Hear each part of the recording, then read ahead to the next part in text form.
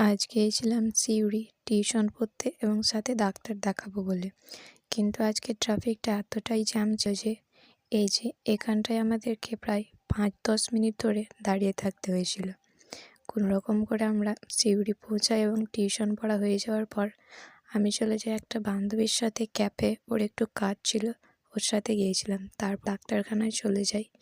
এদিকে এত রোদ, কিন্তু ডাক্তার এখনও আসেননি। অনেকক্ষণ অপেক্ষার পরে ডাক্তার চলে আসেন। ডাক্তার দেখানো হয়ে গেলে আমি বাড়ি চলে আসি। আর এর জলের ট্যাঙ্কেটার পাশ দিয়ে আসছিলাম, ভাবলাম একটু ভিডিও করি।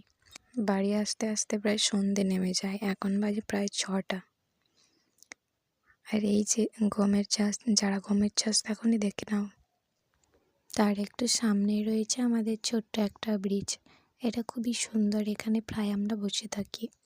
আর বাড়ি পৌঁছে দেখি আমার বেডে চকলেট আর ১০০ টাকা রাখা আছে।